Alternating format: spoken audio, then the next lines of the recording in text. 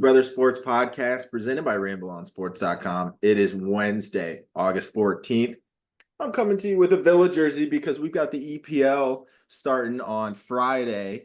We got the first match on Friday. This weekend is the first weekend of the EPL season.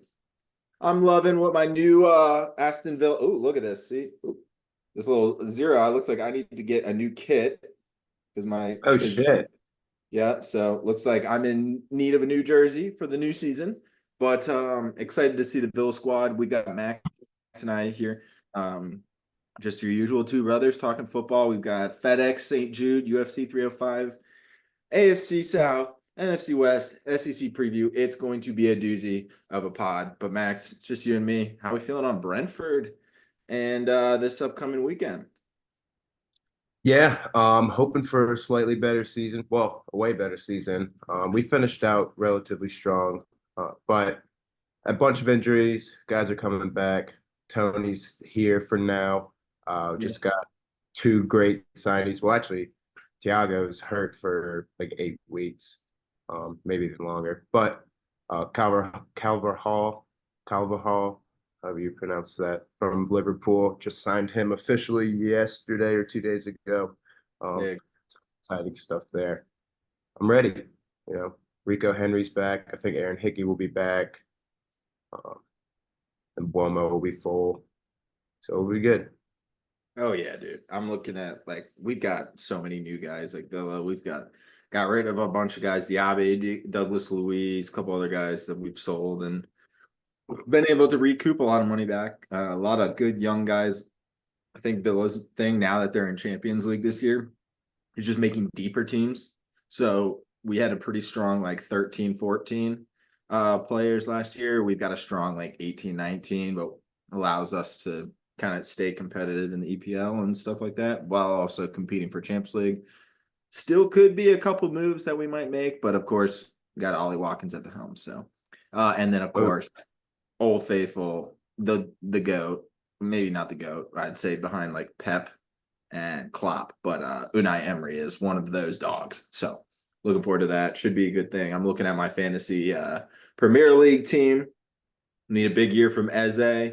Foden, I drafted Richarlison, and he's going to probably get traded soon. So that was an oopsie on my bad. And I also listened to you cocksuckers. So, and then I ended up getting my guy that I wanted on the back end. So we'll see. We'll see how everything goes.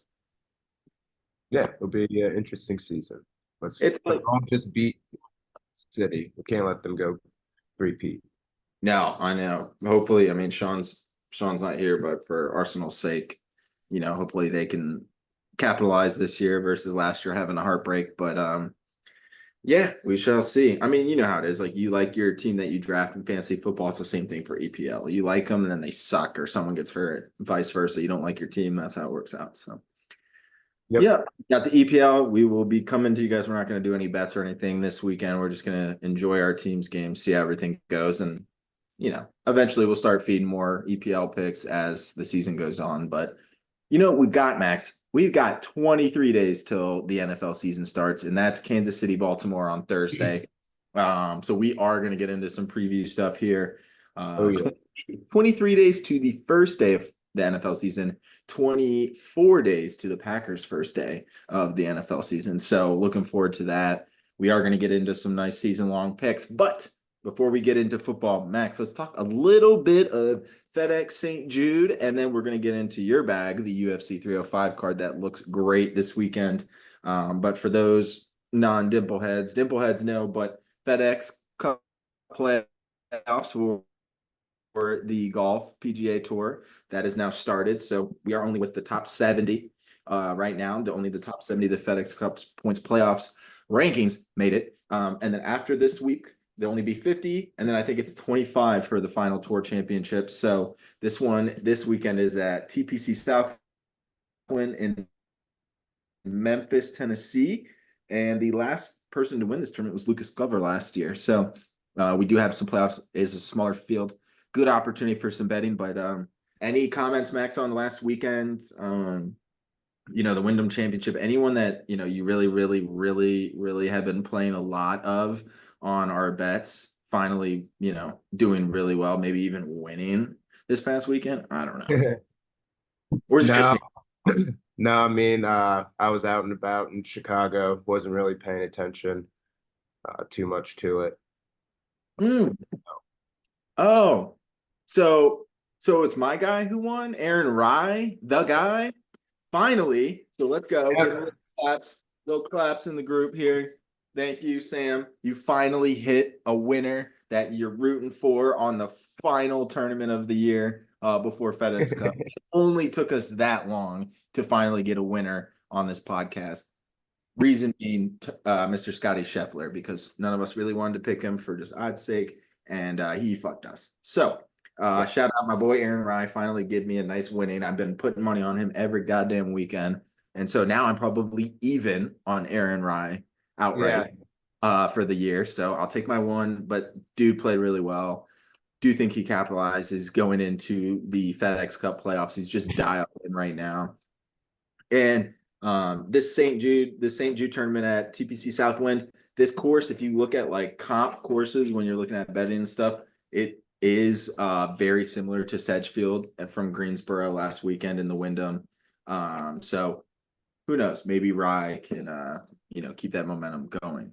But yeah, so shout out him. You want to just get the picks and let's just knock it out because I got some questions on the UFC card and we got some really good football props. So we'll keep it moving today. Yeah. So all right, Max. So let's start. Any I guess just for starters. Actually, we'll do like other props after. I don't want to tease Okay. it or any of that. So we'll do others after, but let's start with matchups. Um when you looked at matchups, were you able to get matchups? Because I could only find tournament three balls when I was looking earlier today. Oh, we Yeah, do have matchups. We do. yeah, Okay. good. Good. Well, I will let you lead since I actually have not had a chance to look at these. Um, that's good because I wasn't the biggest fan of most of them, if I'm going to be honest. There's a few where I could be like, yeah, like I'm sure I could see that, but one that caught my eye was Tom Kim over Sung JM at minus 115. Yep. I think that's a pretty good one. Tom's been steady. Haven't really seen much of Sung J up there, and I think Tom could easily get a good top 20 or something. Well, and to your point, Max, like Sung J M was one of kind of I think he might have been the number one like highest odds for last weekend at the Wyndham because there was a lot of guys out. Sung J M did not live up to that. He started off the first 2 days really well. And to your point, these last 2 days at the Wyndham, he really was tapering off. So I like taking advantage of that on the Tom Kim side. As Sean always says, he's not here, but in spirit, he's here because when he does his matchups, he fades certain players versus liking certain guys. And I think this is a really good fade of Sanjay in there. So I like that pick right there for Tom Kim Max. Thank you. Of course. Uh, there's one I will say that like I think I would recommend playing that I'm not gonna play, but or I will play, but not as my official play. I really like Davis. It starts to get into our juice range for matchups, so that's why I'm saying that. Davis Thompson minus 130 over a fading of Wyndham Clark. Been playing great last year, not so much this year, so he's minus 130. I like Davis Thompson. He's been playing well. And I actually like one other one, but I'm not gonna do that. You know why, Max? Because I'm gonna go with my guy because I'm gonna get as much as I can of him. And I'm gonna go with Aaron Rye over Victor Hovland at minus 105. I think Hovland has not been playing good golf, but this is usually when he turns it on. Aaron Rye has Nope. just been very steady Eddie. He's Mhm. Aaron Rye is gonna be like six over, probably like T15, and Victor Hovland could be a top five. He also could be not even making the cut. So if he doesn't make the cut, Aaron Rye will probably make it. And you're sitting at a already one matchup by Saturday morning. So let me give you those free beans while I can. And of course, it's my guy. So we are not going to complain there. And what is next? First round leader, Max. I love the first round leader market this weekend. Tell me who you got. I got Sepp Straka. I think he could be a solid one to just come out there and maybe not win every single round, but I think he could still be consistently top 10. But I think comes out hot, grabs that, and then te excuse me, teeters between, T20, top 10, any of that stuff. So I could see him having a good round or good weekend. Oh, I love that. I think that's a good one. I I will talk about him in a little bit. But I really like that for first round leader. He was one that I wrote down. However, what was the odds on that? I'm just writing it I down. was sorry, I didn't even say it. Plus 5,000. Plus 5,000. I love that. That's a huge one. I really agree with you there. I think he's going to have a good weekend. I'm going to go with a little bit more. I mean, that's still a long shot, so I'll give you props on that. I'm going to go with a little bit longer. I'm going to go with a guy who I swear, bro, this man he's very capable of having like an 8 under day, whether he shot 7 over the day before isn't really the point. But this guy is down in the 6,500 range. His name is Ben Griffin. He's been really solid on putting. He's great around the greens as of recently. But he's one of those dudes where he's been in the mix a couple of times. He's led some rounds and then he's kind of fallen off. So yeah, give me a little Ben Griffin. I don't know how to explain it, Max. Just kind of, when you're looking at the board and something just jumps out at you and you're just like, yeah, yeah. So I Absolutely. like that. I like Straka there. Another honorable mention I had is Justin Thomas, JT at 3,500. Okay. Watching the Open Championship and some of the more recent rounds, he's been playing well. I don't necessarily know if he's going to win, but I think he's worth a sprinkle on the first round leader or like top 10 or something. Um, but yeah, main play is gonna be Mr. Ben Griffin. Hell yeah. Yep. Sweet. All right, T30. Where are you going with your T30? T30, little chalky, but I think it's a fair one to do. Shane Lowry, minus 140. It is right there for us, but I mean, considering you can parlay these picks, I mean, do that and then like a Scotty, and it's probably plus money. Like Scotty top 20. Yeah. Yeah, that's fair. That's actually a good point. I like that. Okay. Yeah. Yeah, he's been playing good ball. Oh yeah. And you start to put bigger dollars on this FedEx championship and shit. Big dogs come to play. He's been playing well. So I really like that. I'm gonna go with the septic tank. You just mentioned him, Sepp Straka, minus 125. So He was between Rye, um between Rye and Straka. Those were two guys I wanted a piece of at some point on these picks. Might even sprinkle Sepp Straka after seeing how he does first day on like an outright. So I don't hate that at all. I'm trying to think if I had. Actually, that was the only one I wrote down. So we're just going with that. yeah, T20. Where are you going with your T20? I'm just gonna double dip just a little bit and say that Tom Kim at plus 110 Okay, is I like. beautiful. Yep. You said plus 110. Yes, sir. Nice, nice. I like that. I'm also gonna double dip, Max. So I'm gonna double dip on my guy. His name is Aaron Rye. And my dude, Mr. Aaron Rye, is plus 105. How can I not? I get minus 105 in a matchup and plus 105 in a T20. Give me that all day. He's hot. He's playing well. I don't know. I might even throw some crazy shit out there. Maybe for him to win the whole FedEx Cup championship. I don't know. The only thing is he's getting Scotty because when they do that, Scotty will like the FedEx championship, he'll be like 10 strokes ahead of everyone to start. Because that FedEx Cup Right. championship is like they do the points and then like the leader starts at 10 and then kind of goes down. So like I don't know. Maybe Aaron and I can come back. It might be tough, but I really like that. Yeah, no, he's rolling. But certainly not least, Max. Where are you going with your outright winner? This is gonna be in honor of the man that's not here, Sean Rosenkrantz. I'm gonna go Ludwig plus 2,000. Nope. I like it. Little rough. Well, I mean, not rough, but he's had some struggles. but I think this is you're like you kind of mentioned, you come into FedEx playoffs, you're gonna be on your best game. And Ludwig at his best game is pretty damn good. Yep. Yep. I like that a lot. He's he's just capable of like just good golf. Like I don't know. When he's on fire, there's not much better than him. And he's Yeah. the sixth highest odds guy, so it's got to say something. Yeah, exactly. I like it. I like it. I am going to go. Oh shit! I hadn't even made a decision yet. I think what I'm gonna do is I'm not gonna do it as my play. But I'm probably gonna play Xander. He was the third guy that I said Rye, Straka, and Xander because Xander's been playing out of his mind. Putting's been well, solid approach to the green, all the things you want on courses like this, that 125 to like 200-ish range.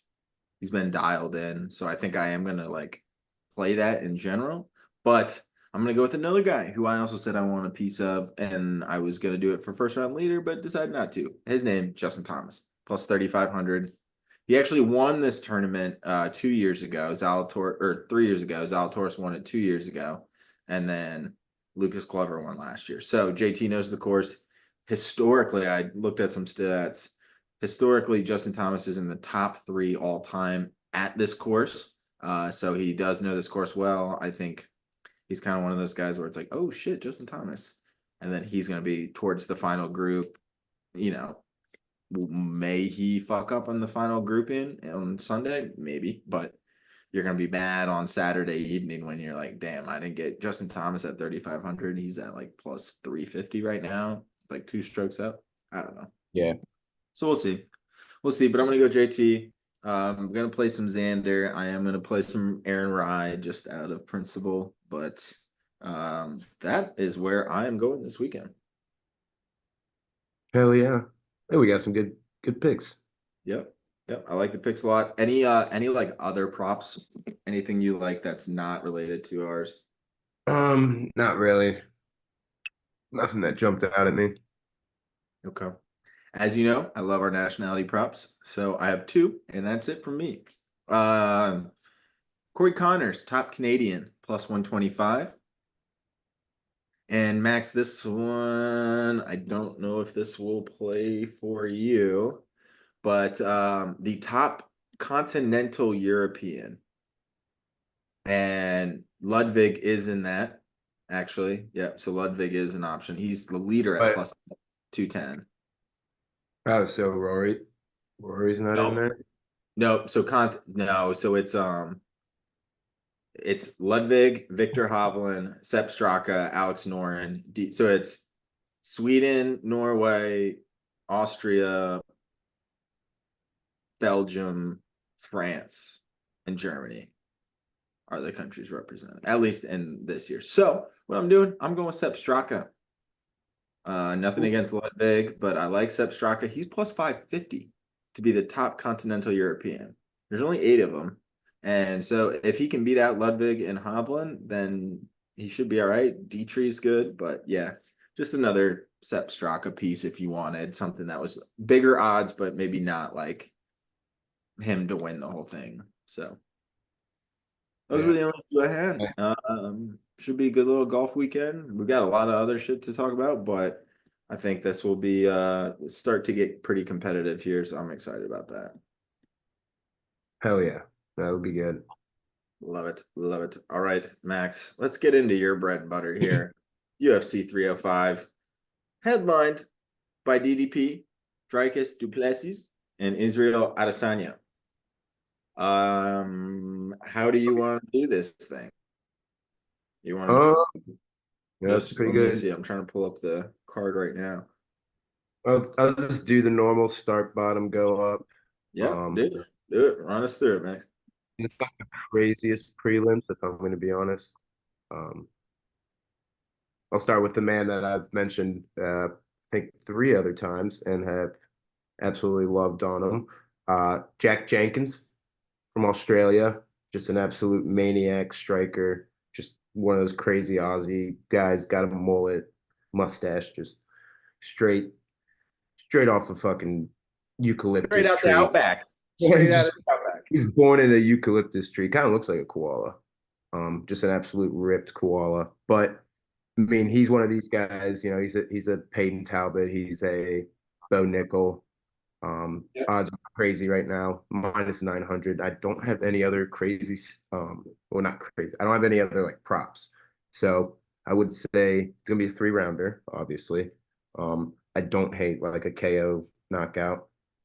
I Okay. mean, a KO sub. I think if he knocks him down, he can jump on him and he can grapple. So, um, or he just knocks the fuck out of him. But I don't really see it going distance. So I would maybe if say you want so. to be safe and just do that. I was looking at it like just he has a 0.0 sub average. I'm almost wondering maybe like a TKO KO just on its Just own. straight up, yeah. Yeah, that might be, and I bet you that's still like a plus 150 or something. Like, nothing like crazy, but I bet it's Yeah, still low pluses. It's probably not like right. plus 800 or whatever. Okay, Jack Jenkins. Okay. Yeah, just see what you can work with come when the props come out, and I'll see if I can throw something up on Maybe like like a Friday. double chance for a parlay piece to be five minus 500 instead of 900 just to. Okay. Okay. I like it. I'm picking up what you're putting down. um, we got Tafa versus Walker. Some big boys. That would be a good showdown. Likely to not go the distance, as we know for the big boys. I like Junior. -130 is a good kind of straight bet or throw into a parlay. You get a little better odds. Okay. I think Junior can get it taken care of though. But Walker looks like he's pretty fucking nice. I don't think I've seen him fight, so I can't say too much. Okay. Um, his UFC debut, he lost to um Brzezinski. Okay. So Is um, Burns is Herbert Burns? Is that any relation to Gilbert? don't believe so. Okay. Sorry. So we like Tafa at minus 130. Yeah, I like Tafa. Cool. I'm about that action. Look, yeah. So I'll try to get this pulled up. Um, we move on Gee, to Walter a card. Walker is huge. What? That Walker dude is huge. Yeah, he is. 6'6", 264. Oh my god. Okay. Okay. Boy. Like it. Sorry. Continue. Where were we? Let me pull this one parlay up because I'll get to it in a second. We got um Jing Lang. That's I know it's not how you pronounce it. Li Lee. Jing Li Ji Lang. Jing Lang. We got Lee versus Paredes. Um, I don't know, dude. Lee was up there. He was doing his thing. Um, he's 36. He's pretty old, but he's always been kind of floating and I was gonna say. climbing that title chance, and then would just lose. Um, I'm seeing 3 straight loss, 4 straight loss, 3 straight loss. So he's never able to get to it. His last 5, he's lost 3. So against good people, I mean Neil Magny, Hamzat, and then Daniel Rodriguez, not the best loss. Um, Yeah. doesn't have Split best decision. wins, so um, he's sneaky. He can definitely catch you lacking. He's strong as shit, just absolutely shredded. And he's a cool guy. He's a fun guy. Um, I think Paredes can get this done without a doubt. Unfortunately, Okay. but again, I don't have You don't those have props. options. Yeah. Anything that you see, feel free to like post or anyone. Yeah, both do not like to submit, so that's something that could be standing and banging, causing for a a not go the distance. I'm looking at I'm looking at Brady's and he's had one, two, he's had like 8 in a row BKO, TKO. Yeah, so Okay. Yeah, we don't look at have that. that. So. Or if since he's favored, I mean, instead of not go the distance, odds probably going to be a little worse. Just do him KO. Yeah, yeah, yeah. I don't hate that. Yeah, I like that a lot. Okay. Taking notes. And I know you got something on this next fucking fight. Are we going with Shui Tui or are we going with the big Mama Jamma Rosenstrike? Dude, this shit's going to be awesome. I'm going under 1.5. It's probably going to be like minus 250. Um, but yeah, I want Ty. Give me Ty at plus 180. Um, I think Wait. you might. Did I say 180 or 280? No, you're right. I thought you said minus 180, and I just looked up at DraftKings and it says plus 180 for Tai Tuivasa over Yeah. Rosenstrike. Rosenstrike's butt cheeks, dude. Ty's had some rough fights recently, Oh, okay. but he's fought Gane Pavlovich and then Volkov, and then got submitted by Taboria. But Taboria's not too bad. I was gonna say he just beat Spivak, didn't he? Or did Spivak win last week? Last week. Didn't Spivak and Tabura fight last weekend? Oh, I think you're talking about Ty. No, no. Um, yeah, he lost to Spivak. But yeah, never mind. Sorry, I was looking at something else. But yeah, I mean, Ty's beating Derek Lewis. Mr. Stop. You're gonna pull my cord. I'm gonna not be very happy. I guess that's kind of it. No, but Ty's the man. I mean, Sakai, Greg Hardy's a bitch. Glad he beat him. Stefan Struve. Um, yeah, I mean, Ty's the man. I like him. Rosenstrike most likely gets him. So that's why I'm saying that under 1.5. They go. Ty's gonna bait him to make him go like all out, like round one, and then someone's Yeah. out. So That's what scares me with Rosenstrike because I forget what fight it was, but there's a fight where I was watching Rosenstrike and he just died at the end. yeah, it was. Was that Derek Lewis or something?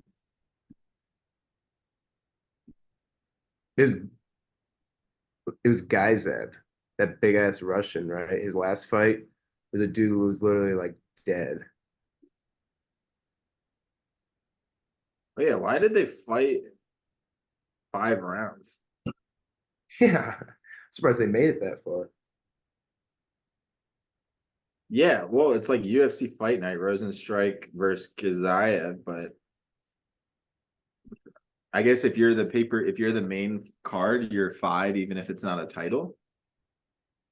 Yeah, yeah, for Mhm. most, I guess that's true. Hmm. Okay. Okay. I didn't realize that they were the main. Okay. Okay. I'm looking at Rosenstrike stuff. Okay. Oh,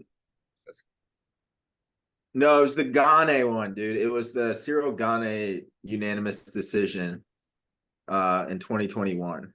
Because him and Gane were just fucking dancing around. I remember Oh that. yeah, yeah, Gane is my least favorite fighter in all of UFC, for the record. yeah. He's pretty Man, annoying. man's like, oh, knockout, psych. I'm gonna just dance around and throw 6 punches for an entire hour. What was the one? The John, I mean, oh, the Ngannou unanimous decision one where Ngannou won. That was also a terrible fight. Yeah, Yeah, I don't fuck with Gane. I don't fuck with Gane. He's no, he's got some boring ass fights. Yeah, he's overrated. Sorry to sidetrack. All right, so we got Ty Tuivasa, Rosenstrike under 1.5. Anything else you like on that fight specifically, other than like a personal bias Yeah, to Huey? yeah, I'll probably throw some on Ty. Yeah, I like that plus 180. Not for, I'm not telling people to, but I'm saying no. Yeah, it's like the Aaron Ryan. It's, it's like I'm Yeah, gonna play Aaron Ryan if you like Aaron Ryan, play him, but I will play him. exactly. Okay, I like that. Maybe we see a little Shuey Tui in Australia. Oh, fuck me, dude. It's in Australia. Yeah, fuck yeah, I like Tai Tuivasa. I will say it, Max. I'm gonna play Tai Tuivasa. That's the only play I have for the entire UFC card. Okay. Hell Yeah. yeah. Well, maybe not, but it's definitely my main play. Yeah, actually, yeah. Fuck it. Fuck it. Yeah. Tai Tuivasa, main play. Sammy's fucking hammer down Tai Tuivasa. Sam, shut the fuck up and let me get through the rest of the UFC card. Okay, Max. What's Next, we got Gamrot, who I've mentioned a good amount of times in the pod, versus Dan the Man Hooker.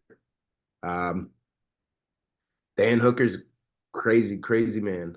And he's New Zealand. He's from New Zealand. So, still gonna have some fans over there for sure. Yep. But this is a tough one, dude. Gamrot's an absolute monster. Yeah. Um, winning, geez, I can't do four of his last five. He lost to Bilal Darush, which is not a bad loss whatsoever. But And that was he's 2 years ago. true. That is very true. And since then, he's beaten Dos Anjos, Fizev, who's a great one, and then Jalen Turner is also a great win. So, and he beat Tarsukin in Just 22. gonna just gonna say that is one of those wins that has gotten better with time.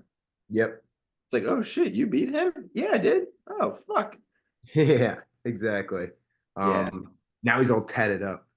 He's absolutely tatted up. He's got some crazy tats. So I don't hate that, but fuck that. The lines are just kind of scaring me. Yep. I could see this going decision. I think it's going to be a very, very, very good fight, and it's going to be very close. Each of them, there's going to be trading shots, and I think it will go to all three rounds. Probably split decision, Gamrot. Okay. I like that. I also want to mention that uh Dan Hooker has fought one dude since November of 2022. So I think maybe I know I almost think that this Oh, could dude, he broke his arm. Like absolutely shattered his arm. against Turner. Um, Is that why he hasn't fought in like a year, or was they, that uh, both. I think it was Arnold Allen, and then he fought Pulis, and then he broke it again against Turner or oh my something like that. okay. That makes more sense then. Okay. Yeah, So I was like, broke dude, it twice. dude man is 34, yes, but also he's fought 3 times in the last almost 3 years. And then I mean I know they fight like maybe twice a year, but still like okay. Yeah, he used to be top five Damn. right now. You know, I, he I like beat Gilbert. yeah, I agree with you though. I really like I mean Gamrot's got a hell of a track record in the last 5 fights, all in the same time frame that Hooker's fought. 3 injuries included. So I'm with you there. But Talk to me, unless you got anything on this one, any more on that. Talk to me about this Kiwi Aussie Ursag and Kai Kara France fight. dude, this is gonna be a crazy fight. I'm also very stuck on it. Um, Urseg, who we know had his title shot. Um, fucking Jesus, yeah, Yeah. Pantoja. Um, 3 months ago. yeah, and lost unanimous decision. Which happens. It's your first shot. You get there. But this dude is very good. He's really good. Pantoja just is actually very good as well. Kaikara France is very good. So I am very stuck. And but I do think Urseg can get this. I don't even know how you pronounce it, but um, Kaikara, he was climbing so fast, so quick. Had a couple great wins, but lost his title fight to Moreno, and then has also lost to Albazi. So I don't know. I think his chance is slowly seeping away. Um, Do so you yeah, like a go the distance prop here? Looks like a lot. Both their um, fights have had a decent bit go to decision. if it's 3 rounds, yes. If it's five, no. And I don't know because since the odds aren't up, I really don't. Oh, oh, ESPN has the total rounds up, and it's only 3 rounds. Okay. I don't hate that. I don't hate the under 1.5. That's going Wait, to no, be, it's not. It's at 2.5. So I don't know. Usually, if it's 1.5, it's 3 rounds, but usually if it's like 3.5, oh, it's probably 2.5, and they're probably expecting it to go to decision. true. Yeah, you're right. Yeah, because under is 200 and over is minus 270. Yeah. Okay. Damn. So yeah, Okay. that's 5 rounds or So something. maybe I don't know what your parlay is, so tell me to shut the fuck up. But I don't Mm-mm. hate a Kai Kara France Urseg to go the distance, and then parlay that with your Tui Rosenstrike under 1.5. Because I bet you that's gonna be like minus 220 or something. So maybe you can parlay those into like even money or close to it. Yeah, no, I Does that like feel that. pretty good? Yeah. Okay. Yeah. Trying to find some value, but It's hard this early. yeah. We do have a draft on Thursday, so we got the fan tracks. Everyone listening, if you're doing exactly what I just did, write your drafts on a calendar because I had a EPL fantasy soccer draft yet last night. I got a college football draft on Thursday. I got like 6 NFL Oh my God. Okay. Okay. Well, thanks for the reminder. I probably would have been chilling on Thursday. God would have reminded you or Yeah. us. Yeah, that's fair. Well, I can't do it on the phone because I'm not drafting Rasheen Ali with a third pick who doesn't play because he has mental health issues. And I have no problem with mental health issues sitting for a That's season. what you say. I have mental health issues, You're but about to drag mental health. no, oh, we're not dragging mental health. Absolutely not. I go to therapy all the time. I will be the first one to tell you need to go to therapy. But, but I got auto picked for him third overall when I wanted like I think it was Marvin Harrison Jr. or something. It was like the third pick. And I was like, what the fuck? It's like, who's this Yeah. kid from Marshall? Oh, he doesn't know if he wants to play. Okay, cool. So there's my fan track sidebar. But yeah. All right. So Tai Tuivasa under 1.5, Kai Kara France Urseg to go the distance. Anything else on this fight, or do you want to finally get to the main card? And I stop interrupting. No, dude, Hester's going crazy right now. Really hope he doesn't have to poop. Um, yeah, no, let's move on. Sorry. Yeah. DDP, as you mentioned, Dricus Duplessis versus Israel Odesanya.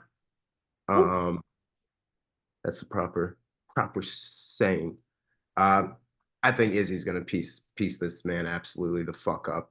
I think these odds are kind of insane, and I might as well just straight up take that minus. Well, what is it on Minus DraftKings? 180. Has it minus 118, ESPN minus 125. Really not a big difference there, but yeah, I mean, fucking hell. I could see it going decision though. He just plays it safe and just gets all of his touches in, and it's like 300 strikes for Izzy and 50 for Drew Plessis. Like, so I don't, but also Izzy needs to kind of put on a show.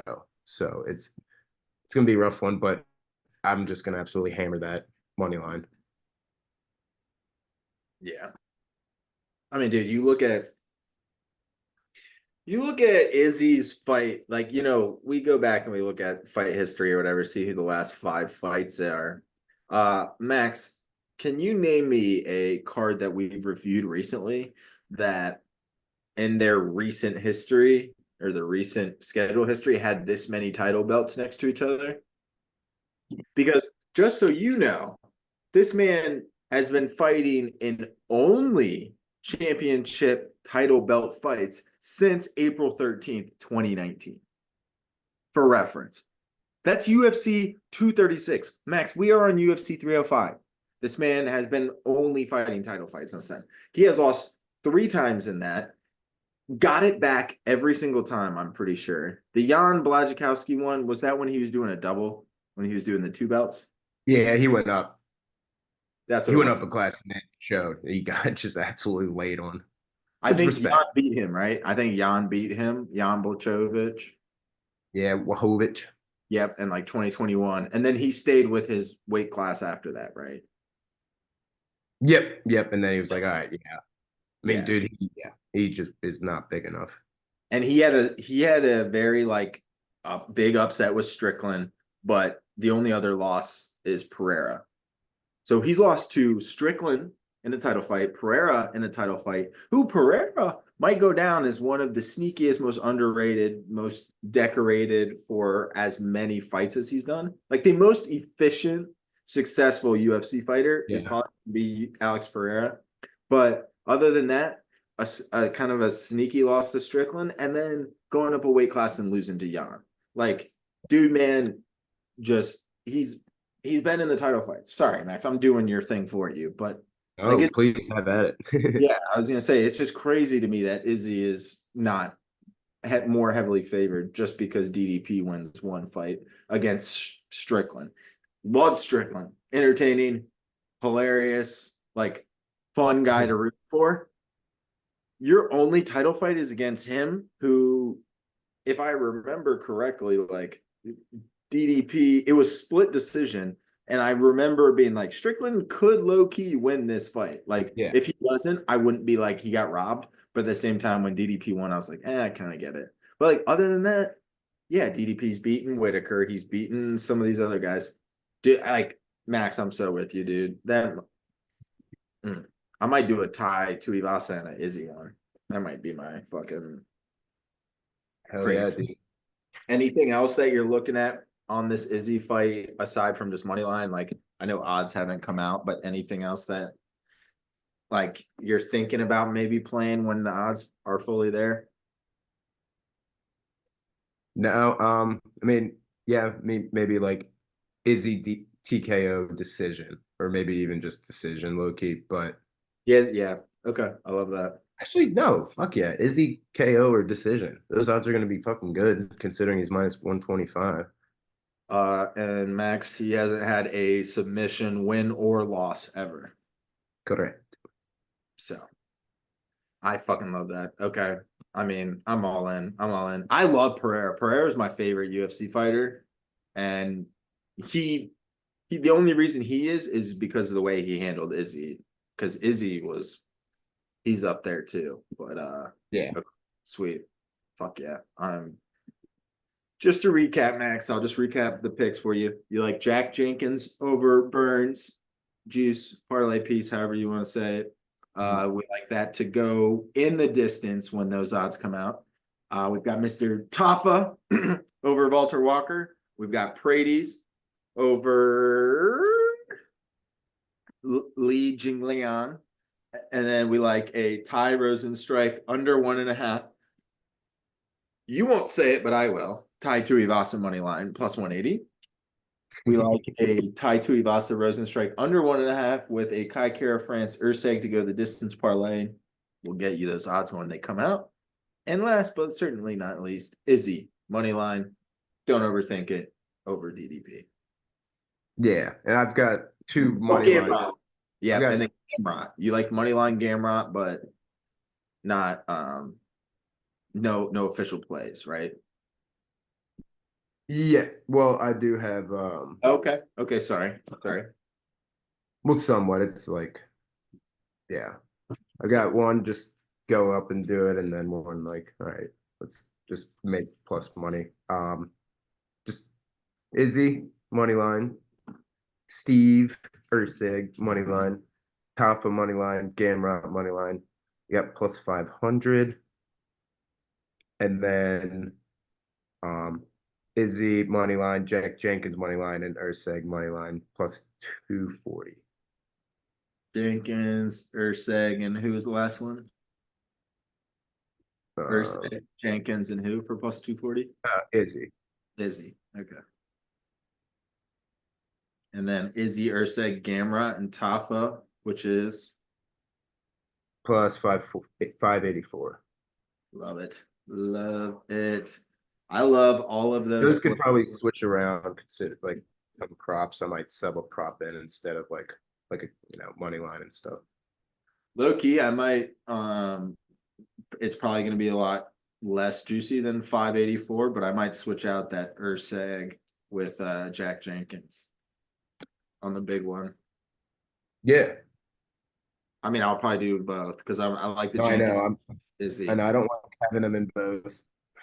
Fair. No, but I did Urseg in both, is what I'm saying. Oh, I see. Yeah, I But mean, Jack Jenkins is definitely safer. Odds would probably go down to like 300 would be my guess. But yeah, something like that. See if I can see Izzy, Gamrot,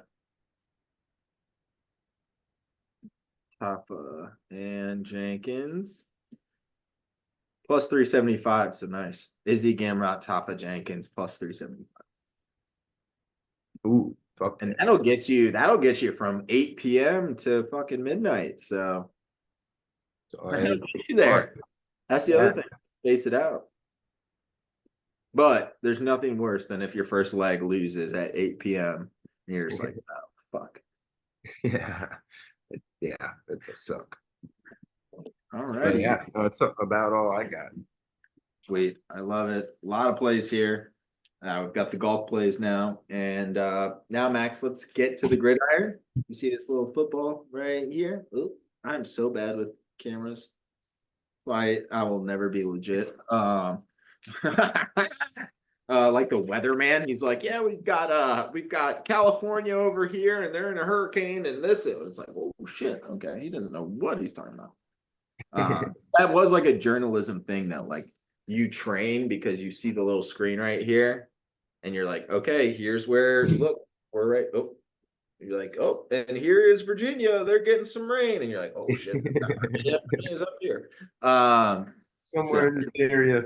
yeah, they're all go Pat, go. See, I just did it again. Oh, see, I can't even do it. I can't even. I'm so ass backwards. I'm gonna stop embarrassing myself.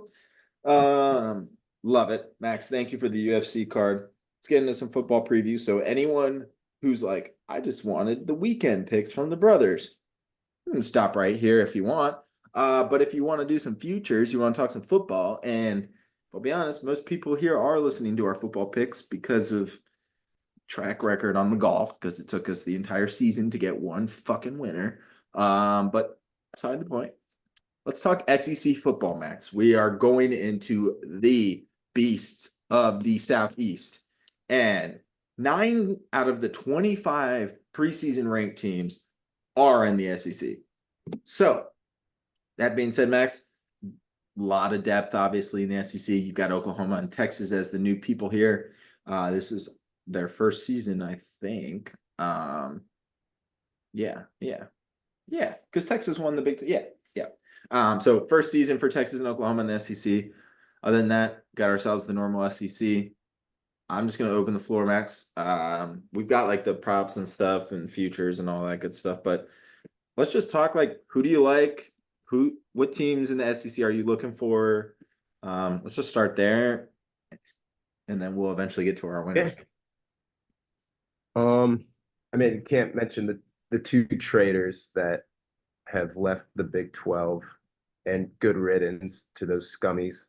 Um, Texas will, I will be interested. Texas is a good team. Like they actually are. I mean, they made the playoffs last year, and they're a good team. So it'll be interesting to see how they do. But Oklahoma is another one. I think they're at, yeah, 7.5 wins. So I feel like a little on the lower side for a normal Lincoln Riley Oklahoma. I know it's fucking Venables now, but Yeah, yeah. still. So I think that would be interesting. I think that there's a good chance they might win 7. So under at plus 100 is very intriguing. Okay. I fuck with that. Then just another team super excited is Ole Miss. I love Lane Kiffin. I think Oh yeah. they're going to be really fun. Jackson Dart's going to be an absolute monster. Very excited for that offense and putting up 50 points a game. Oh, dude, Jackson Dart. I mean, they lost Quinshon Judkins to Ohio State, the spin god for those who like NCAA football. This guy has like a 99 spin rate. He's like the glitchiest player in NCAA. He is on Ohio State now, but Jackson Dart is still on Ole Miss, and they're going to be over city. Like I don't think anyone's tripping when they say, yeah, every Ole Miss game I'm going to bet the over. You're probably going to make some money. Um, Even if you Who just are you take looking at? huh? Yeah, sorry, yeah. Ole Miss would be fun, but who are you looking at? That's a good question, man. In On terms of a team I like that might surprise some people, and I don't think they would surprise most people, but at the same because they're ranked preseason. Um, but they've got a wide receiver who Max, I'm willing to bet a lot of money that he's gonna be a top 10 pick this upcoming year. Luther Burden from Missouri. Brady Cook is also a great QB, and I like what Missouri's doing. I'm not saying they are going to win the SEC. They're gonna ruffle a fuckload of feathers. You look at the odds in Missouri's plus 1800 to win it. It's not the worst odds. Georgia, I just and not to get into all the other teams, I'll get into back to Missouri in a sec, but like Georgia with Carson Beck and the team they have, yeah, they're gonna be good. Bro, they got people suspended every other week. So I don't trust Georgia right now. Texas, to your point, Max, new Quinn Ewers, they look solid. Ole Miss is a fun ass team. Don't ever count out Alabama as long as that program is still alive. Nope, Uh, I screenshotted their wins. I think 9.5 or 8.5. yeah, that's crazy. I don't care who they got Jalen Milroe still. It's a similar team. And They're gonna be it's just plus 120 for over 8.5. over 9.5. It is 9.5, but it's plus 120. Okay, let's walk. You know what? I like this. Let's do this real quick for Alabama's sake. I'm gonna walk through the schedule real quick, and let's just do it because I love that pick, and I agree with you. All right. So first game, Western Kentucky win. Okay, South Florida next week win. Wisconsin at Wisconsin still gonna win. Oh, sorry. Here I am. Georgia at home. Let's put a pin in that. Let's put a pin in that. Let's just see if we even need it. Yeah. Vanderbilt win. Okay. South Carolina at home. If it was South Carolina, sorry, Grayson. If it was South Carolina at South Carolina, you might have a chance. It's the win. Tennessee at Tennessee. I will reserve that as well with Georgia. So we'll just keep 2 on this side. Missouri at home. Missouri's going to keep it close. Alabama's going to win. So we got 6 now. LSU at LSU. I think they win. I don't even know who the quarterback is for LSU this year. Okay. I think it's Garrett Nussmeier. He's solid. Not going to be the guy. The old Alabama. Oh, shit. Alabama's got 7 wins right now. They're 7-2, and they need 2 more wins. Oh, wait. They have Mercer the week. Boom. Fucking Bama. Always good for that. Always good for that. At Oklahoma, Max, we like Oklahoma. You just talked about their under 7.5. We're at 9 wins. And not so between they have 9 wins and they have 3 games that we have not talked about. Last game at Auburn, they're gonna win that one. So it's already done. So they could lose to Georgia at home and at Tennessee and still clear what you need.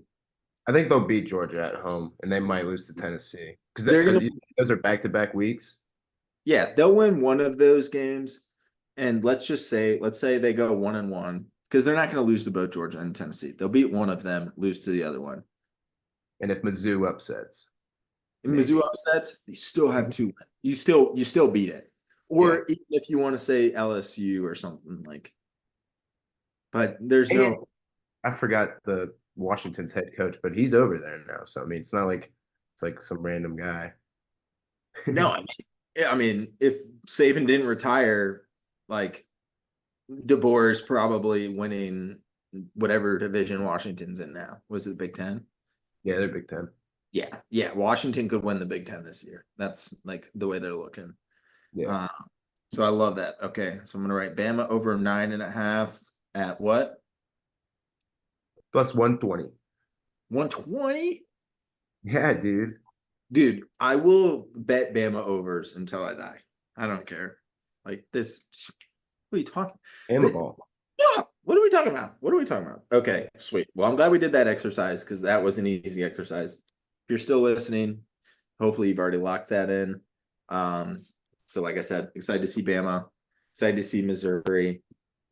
And then the other team I'll mention is I mean, obviously you got obvious teams, but I really like Tennessee this year. And I think they're more intriguing than they are going to be nasty. They lost Jalen Wright, their number one running back, who is honestly, we'll talk more in the when we get to the AFC East preview. We haven't gotten there yet. Once we get to the AFC East preview, we'll talk more about the Dolphins and that three-headed running back situation with Mostert, A-Chain, and Jalen Wright, who's from Tennessee, stud. Joe Milton might even be a starting quarterback for the New England Patriots, from what we've heard in camp. Tennessee's quarterback last year. So you've lost a lot of guys. However, you got this dude, Nico Lamavilea. He's going to be a redshirt freshman. Guy's going to be a stud. He's got one of the quickest releases I've ever seen from just like freshman, recruiting QB videos. Like I haven't seen a man throw a ball with the flick of his wrist like that since Aaron Rodgers. So I'm very excited to see Nico and what Tennessee's able to do. They've got a pretty tough schedule. And as I've been living longer, I continue to find more and more Tennessee Volunteers fans, alumni, etc. So for the sake of Greg Holly and John Dodd and the Dodd family, have to give Tennessee a little shout out.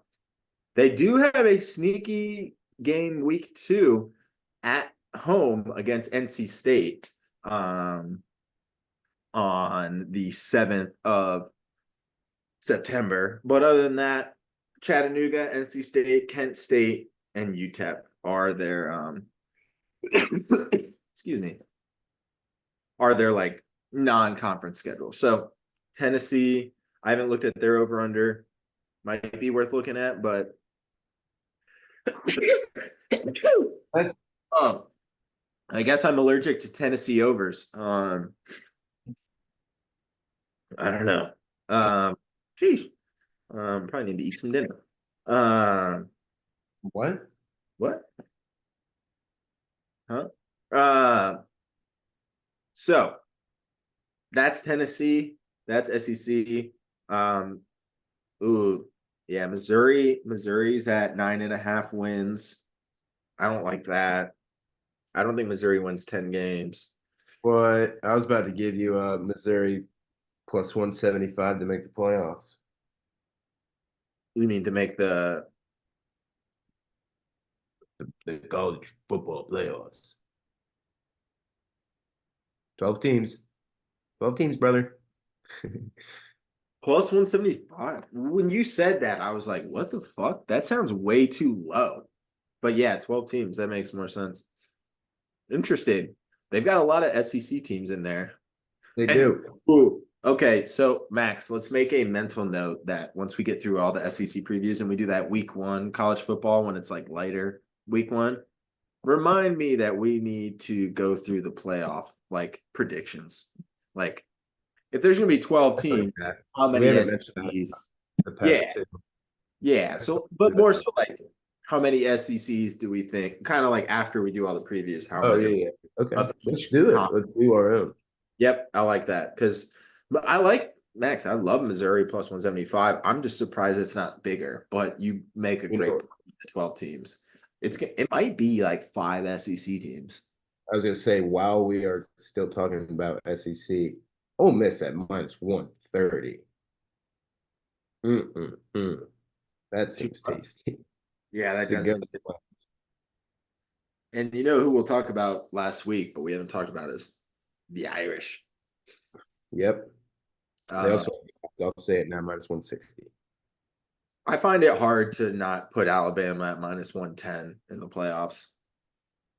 Yeah, If they win that's 10 very games, reasonable. if they win 10 games, they're probably going to be in the playoff. Yeah, I think it's reasonable. Yeah. I wish I could do LSU not to make the playoffs. I don't think they will, dude. I Do think the under LSU wins. suck this year. Do the under on their wins. Or the, Uh, I have not had a chance to look at a ton. I'm glad you did. Because I'm trying to just plug through Ellis. screenshot it. I don't know if it got in my. It made it. Who's LSU's first game? I don't know. Damn, it is like bottom of the barrel when it comes to this list. Without going too direct. Oh, I found it. Oh, I'm pulling up this schedule and then we'll stop doing the schedule thing. But LSU under 9 is plus 100. Just 9 flat? Or are you saying 9.5? 9 flat, which is a bitch. But Bitch. brother, they've got they've got first week of the season, they've got home Southern Cal. We'll table that. How about that? Nichols State win. South Carolina, I'm not convinced they're going to win that game. UCLA, boom, Where's South Carolina? at South Carolina. Okay, yeah. So So we'll put a pin in that. you said At home UCLA, home South Alabama, home versus Ole Miss. I think they lose. At Arkansas, I think they win. At A&M, I don't think they win that. Home versus Alabama, I don't think they win that. Florida, at Florida, I think they win. I think Florida sucks ass this year. That's just me. Vanderbilt, 6 wins. And then you end with Oklahoma. we'll give it to them, and they still don't get it. Yeah. Yep. 7. Yeah. Yeah. So I love that too. So I'm gonna write that.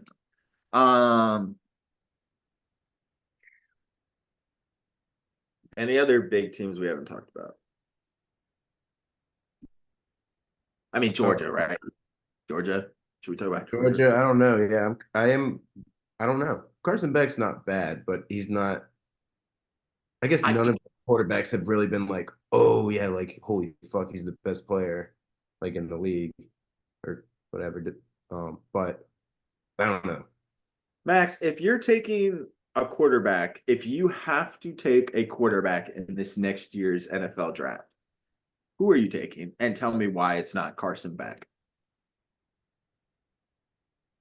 Yeah, I mean, Max, I wish I could show you my I don't monitor. know who's 100% eligible. I might do it. I'm gonna see if I can do this. No, you can't see it because the Carson Beck is wearing a white turtleneck with a cross chain and a light blue jacket in an interview, talking about the loudest. I'm done with this guy. I'll send it to you right now. That's not my number one draft pick, Max. This is not my number one draft pick.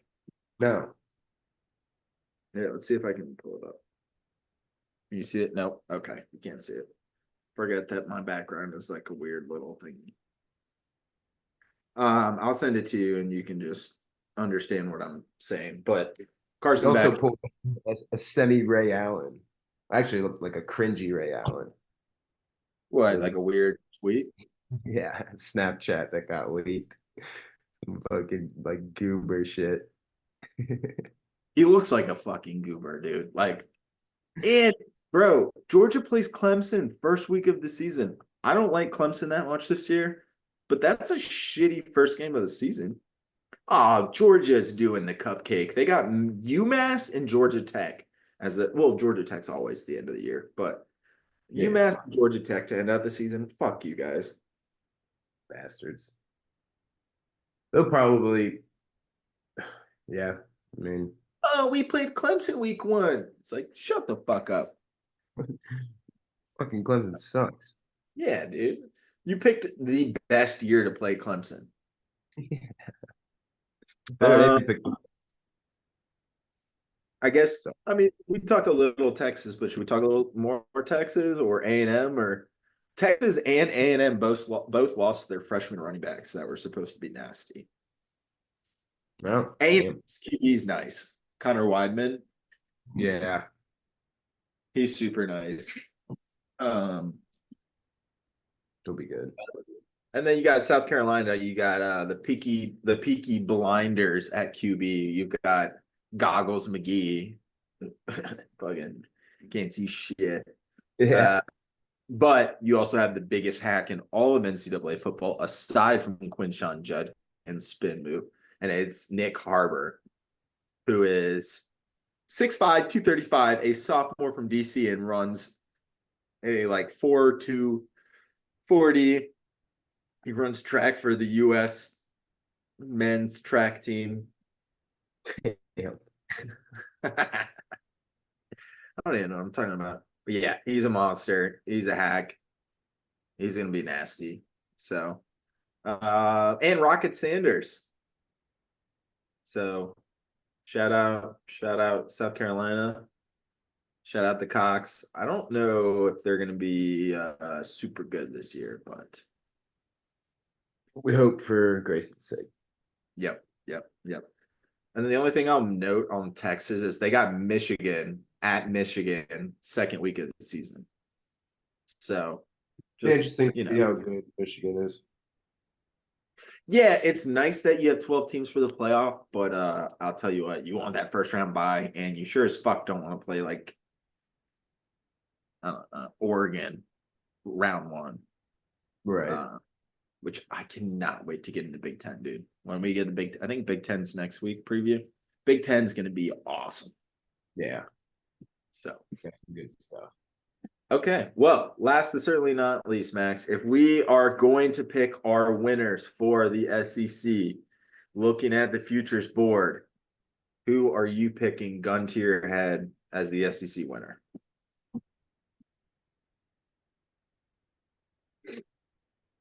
Texas. Texas. I like that a lot. I like that a lot. I can't do Georgia. No, I can't do Georgia either.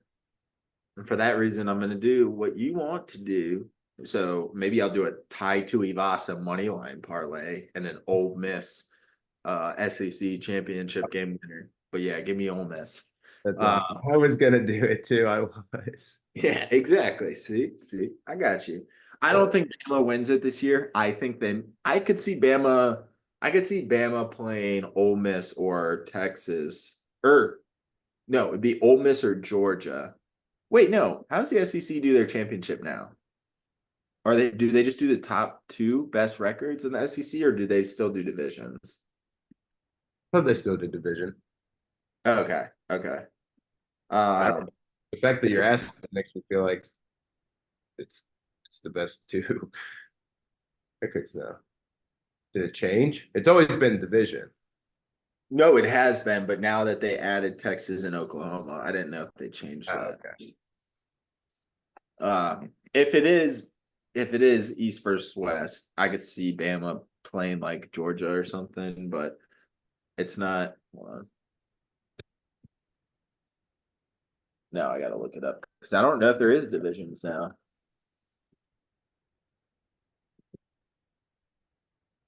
I don't know.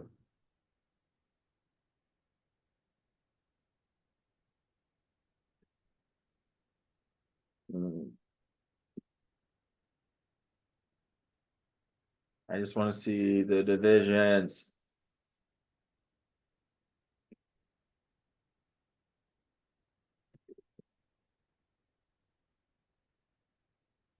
I don't think they are. I don't know if they do. On SEC divisions. Maybe not. No, no. So they added Oklahoma and Texas. Um, so they're not doing it. The top two teams in the conference at the end of the season. Okay. Ooh. Okay. Does that change your prediction, Max? Because it is for anyone listening, Max, you know this, but just for anyone listening, the odds we're looking at is the championship game winner. So it's Yeah. not the matchup, it's not to win the regular season record, it is Right. to win the championship game. So it's just best two records. I actually fuck with that way more because there's Yeah. so many times it should be like Bama and LSU or something, or like Mississippi State or A&M, and it's like a shitty Florida like. Or there's one year where they played like a 9-3 Missouri team, and I like that. I Yeah. think that was Drew Lock. I think that was the Drew Lock year. They went nine Yeah. three, I think you're and right. the fuck out of them. They beat the living fuck out of them. So. Wait, uh, wasn't Kentucky in one of them too? Yeah, I think so. Yeah, I think so. Yeah, so I'll go like an Ole Miss Georgia. No, I'll go Ole Miss Texas because I think Texas got to get in. I'll go with Ole Miss beating Texas. I think Texas will be like 11-1, maybe undefeated. Actually, no. If you're in the SEC, you won't go undefeated. 11-1 and then lose to someone good. They'll lose to Michigan. They'll beat everyone else in the SEC. And then they'll lose to Ole Miss in the final. So that's my Yeah. prediction. You've got Texas. Any finalist you like? You like Ole Miss? You can just do the inverse of what I just did. Yeah. No, I think it might be Georgia. Georgia to win or Texas over Georgia? Texas over Georgia. Okay, I like that. I mean, I could see. I don't see. Georgia should probably win. Oh, we already went through their schedule. Yeah, it's pretty cake, other than Clemson. Yeah. So, okay. Any like player, any Heisman guys you like? Anyone that you like for a Heisman? I already said my Luther Burden, the third from Missouri. He will be the one wide receiver in the race.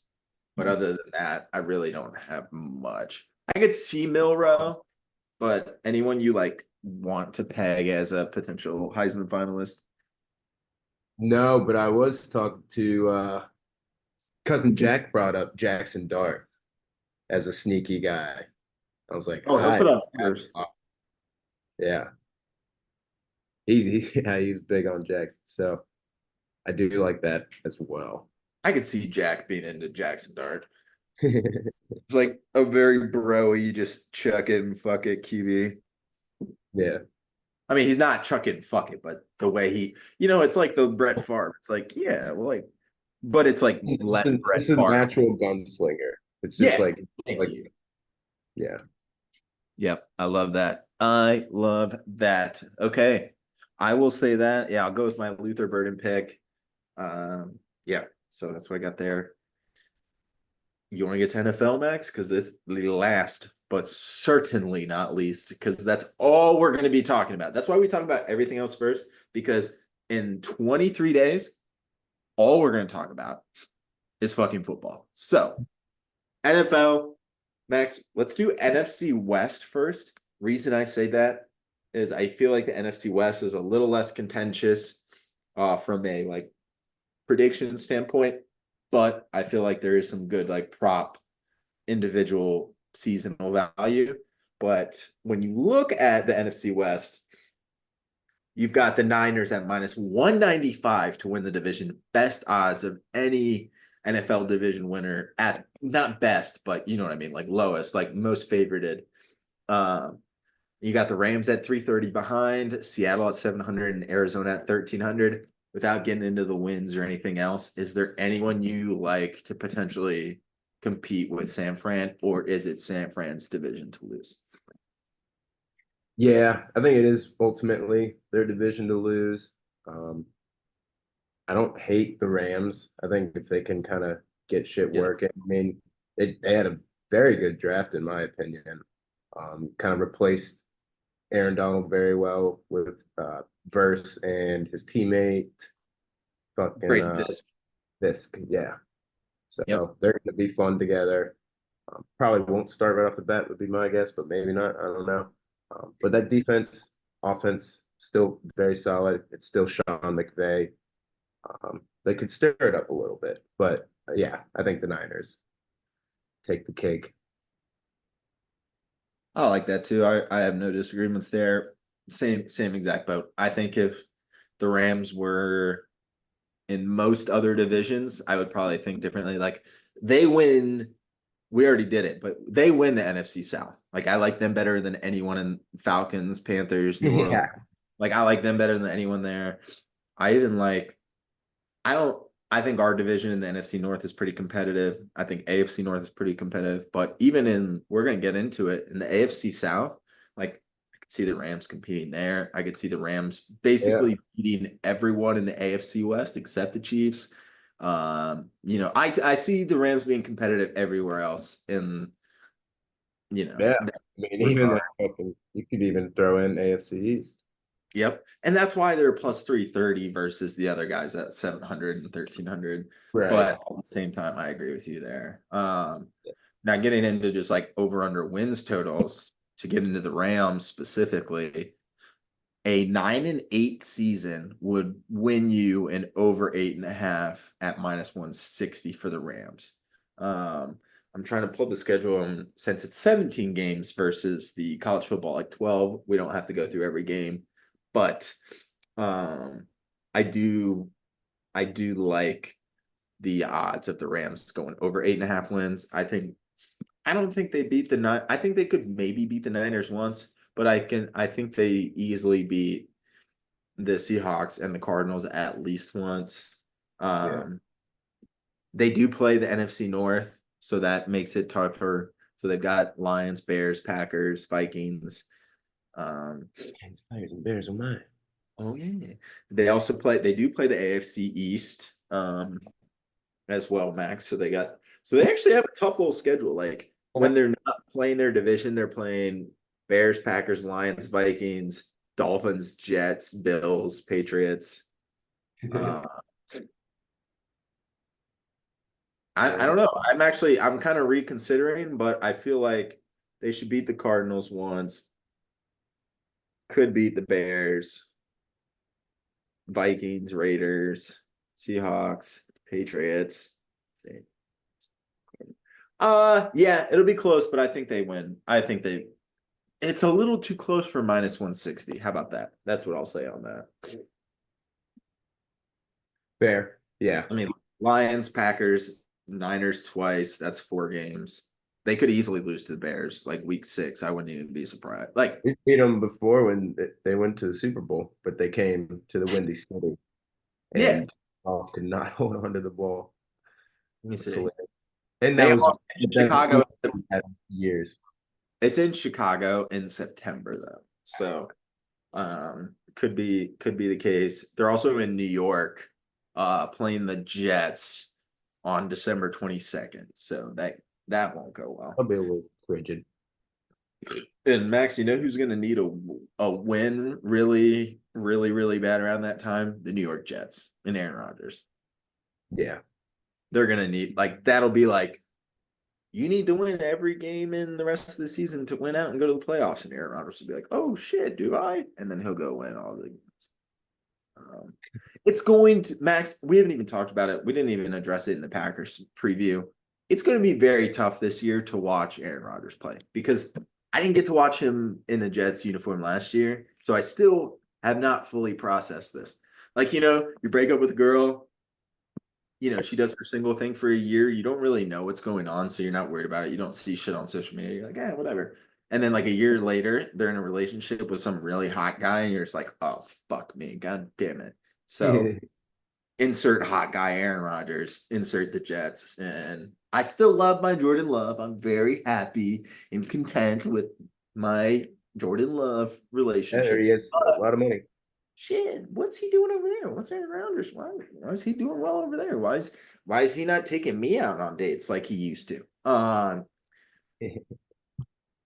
50 more seconds and I'm going down a very dark rabbit hole. Um, what we're talking about, Rams over under 8.5 wins on the season. Jesus Christ. If you're still here, thank you for listening to Somehow, Game somewhere. Trends. Yeah, Max is about to dip out here because he's like, shut the fuck up. Um, so that's Rams. I'm just gonna fire off the next three in the division, and then let's get into some fun season long props for the NFC West. Um, Rams over 8.5. Under is plus 135. What is your? I know we just talked about it. Are we going over Rams 8.5 at minus 160, or are we just gonna stay away, or what's your just one of the three? You tell me. I wish it was a little better odds. I like Think it though. I they're think they even. grab. I think they can grab 9.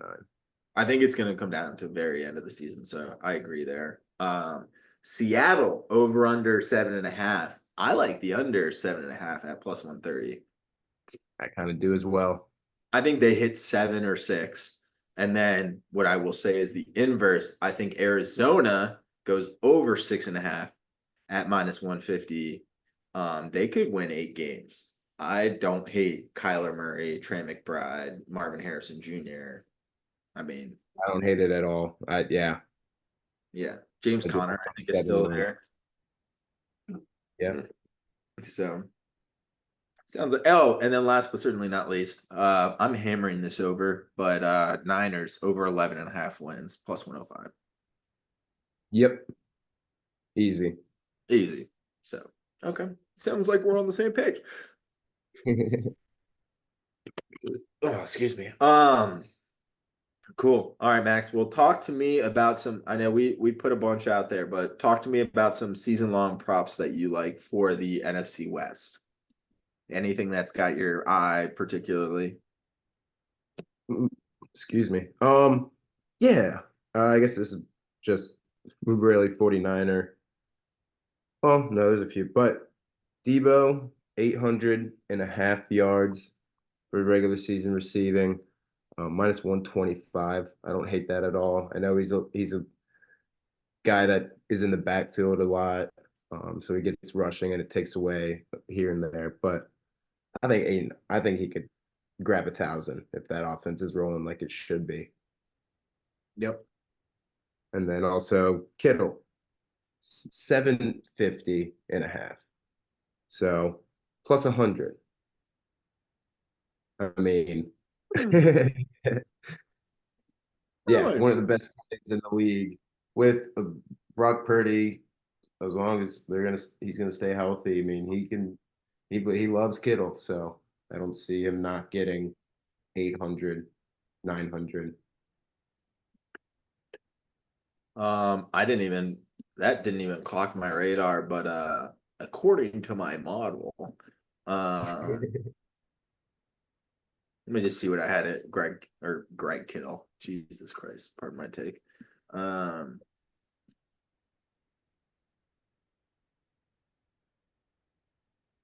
oh, I had it sorted on rushing yards, which we'll get to later.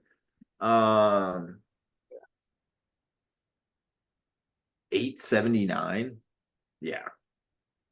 And that even seems light.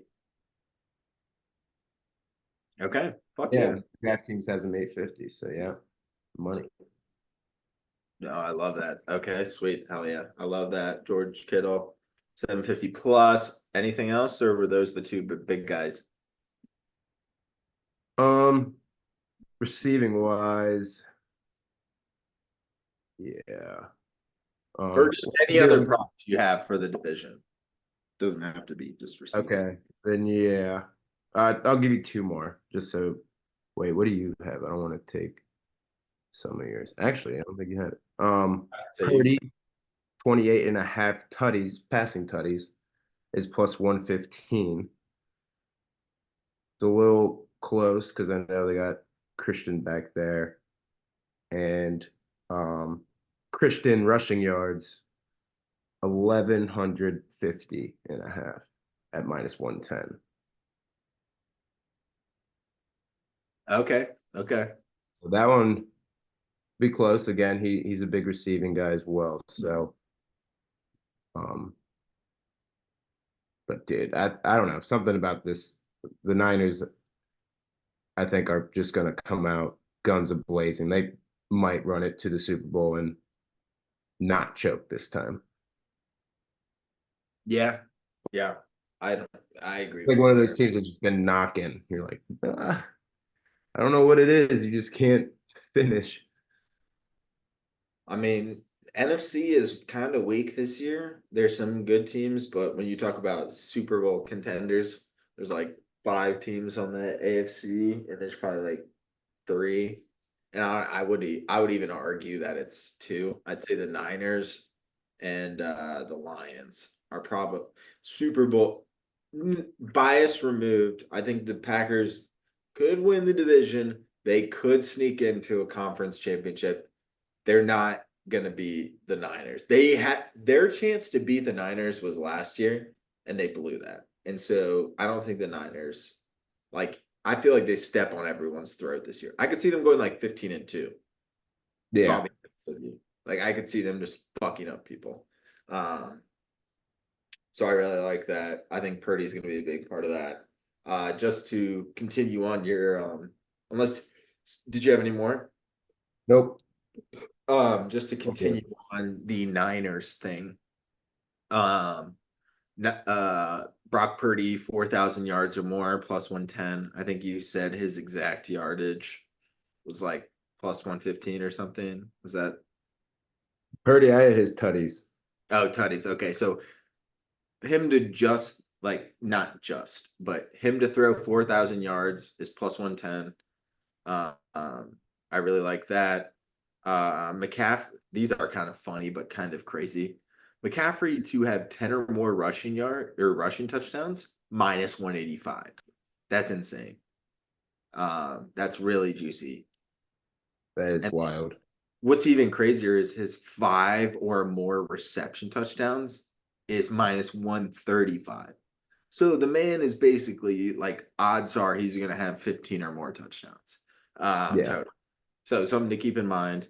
If I, Max, if I wanted to somehow parlay those two things into one, you can do Christian McCaffrey to have the most rushing and receiving yards combined in the NFL, the leader at plus 275. Is there anyone that's going to have more touchdowns than that guy? I don't think so. So plus Nope. 275, plus 275 for Christian McCaffrey. Like, Yeah. that's if you want value for CMC, that's your fucking value. Like, no chance he doesn't do that. So without going too much on tangent, that's it there. And that's it for the Niners props. A couple props I liked. I also like Stafford for 4,000 or more passing yards at plus 110. Same odds Ooh. as Purdy. Um, Another one, you were talking touchdowns. I'm not going to do his 25 or more, but Stafford's over 22 and a half passing TDs is minus 110. So 23 or more. I think he throws between 23 and 26. Yeah. Um, Pretty easily. Puka, Cooper Cup, Kieran Williams, you don't know, like, they're going to run the ball, but at the end of the day, the Rams have enough passing weapons and also a gunslinger at QB. Odds are he's going to have over that. Um, let's see. Touchdowns, I'm a little torn on. So I wrote down three touchdown wide receiver props. I'm actually not going to name a single one. I had Puka, Cup, and DK. I don't know the Puka Cup distribution when it comes to touchdowns. Might Right. be Cooper Cup might be like the goal line out route guy, and Puka might be like the just I'm gonna get 1,000 yards, and then Cooper Cup's gonna get a 1 yard out route to score. So I'm gonna stay away from that. But Max, I love this prop. It is another 750 receiving yard prop that has to do with a tight end who's not George Kittle. His name is Trey McBride. 750 receiving yards or more, Max, at minus 120. Kyler Murray, young QB. What's his best friend other than Marvin Harrison Jr.? A tight end who's solid. McBride absolutely popped off the last 6 to 8 games of the season. Oh yeah. I like that. Speaking of Cardinals wide receivers, Marvin Harrison Jr. to get 1,000 receiving yards, minus 125. He's going to get 120 targets at least. He's going to catch Yeah. 85 balls. He's going to have 1,000 yards. and they will force feed him if they have to. You saw you saw Ohio State last year. That Michigan game, they were down. They gave Marvin Harrison the ball every single fucking play. 4th down and 20, post route. Yeah, let's just give it to him. He caught everything. So that being Oh, yeah. said, I think he's good for 1,000 yards. And then also with Harrison Jr., plus 175 to lead the rookies in receiving yards. Malik Neighbors might be close. Brian Thomas Jr. from Jacksonville might be close. Marvin Harrison Jr. is going to have more targets than anyone else. I'm not even. Roma Dunze won't be close. Thank you. He's going to be shut down by Green Bay's third corner, so I'm not worried about it. Okay. But yeah, see, this is where you get the good little shit talk. You get the little banter. This is where you get the Green Bay Chicago banter. We're not friends all the time. I love you, but we're not always. Yeah. So the last prop I have for the NFC West, Max, is related to a guy named Puka Nacua. He's a yardage king, like I said. 1,250 yards receiving is plus 140 for Puka. Will he cut it very close? Absolutely. But absolutely anything happens to Cooper Kupp this year, Puka Nacua clears that. It takes one game. I genuinely think one game Cooper Kupp misses, Puka clears 1,250, no problem. Plus money, give me the beans. That is all I have for NFC West. And if that's not enough, you have a gambling addiction. Yeah. That's coming from someone with a gambling addiction. So, yeah. Anything else from NFC West, Max, or shall we get to the last division, the NFC South, or the AFC South? Let's get it. I'm all good. Some are saying this might be the most competitive, not shitty conference to go through. Why, you say? Because no one likes the NFC South. So no one wants to talk about the Falcons, the Panthers, the Saints, and the Bucks. So let's talk about the other South division, the AFC South. Lot of good stuff looking here, Max. I'll just do a quick overview and then I want to hear your thoughts. Houston obviously has CJ Stroud back, Tank Dell, Nico Collins. Not only has Houston already existed with that, Houston has accumulated Mr. Joe Mixon at running back. And also, Max, Stephon Diggs at wide receiver. Yeah. I am not fucking around with the Houston Texans because they also have Dalton Schultz as their tight end. There is not a lot wrong with this offense on the Houston Texans. And Max, can you give me a reason why they're not going to win the division? Or are you going with the Houston Texans to win the division at plus 105? Yeah, I think I'm absolutely going to have to go with the Houston Texans. Jacksonville is right behind them, not odds-wise, but they're at plus 275. Then Colts plus 310, and then we got the Titans at plus 1,000. Colts, they'll be there probably in few. We'll see how Anthony Richardson does. I think they got a good offense, solid defense. Jacksonville, there's just something about that offense. Like Trevor Lawrence, generational. I was going to say, is that the offense that you're worried about? Like, is that the one person? Like he hasn't done like shit, but he really hasn't. I mean, his rookie year they made it to playoffs, no, right? Something like I feel like they, Jacksonville? Yeah, no, they made it on the last day, I think, right? yeah. Yeah. So it's not like he hasn't done anything, but I just don't think he's taken that extra step, nor has, I mean, Etienne really hasn't taken that extra step. Their wide receivers have been bouncing around. I mean, Ridley coming back from his gambling ban really didn't do anything last year. Tennessee now. One, I know, but that's what I mean. Like everyone, Sorry. Yeah. Like Yeah, they yeah. thought it would work with Ridley. He didn't do anything after. Like they just don't have some. I think they had Zay Jones for a little bit. Like it's just they don't have someone for him, so I give him that benefit of the doubt. But then again, it's not like, I mean, he really had like Hunter Renfro at fucking, or did he even have Hunter? I don't think he did. At Um, Clemson. yeah, Yeah, no, he had Renfro. Oh yeah, but that was Watson there. Higgins. Yeah, he had T Higgins. Okay, I guess yeah, No, but I I'm, agree with you though. He hasn't had. He's got, and I think I remember us texting about it, like around the time they signed Gabe Davis. We were like, oh, cool, they got another number two wide receiver. Like, if you have seven number two wide receivers, do you have a number one wide receiver? I don't know. yeah, yeah, exactly. I don't know. I don't know. Their defense is still pretty solid. But yeah, last year I watched actually a good amount of games of them. It's just that offense cannot get rolling. Yeah, I mean, so it's so the wide receivers are Gabe Davis, like notables, no disrespect to anyone else. Gabe Davis, Christian Kirk, Denzel Mims. Kirk did well last year. Yep. They drafted Brian Thomas Jr. from LSU, who's solid.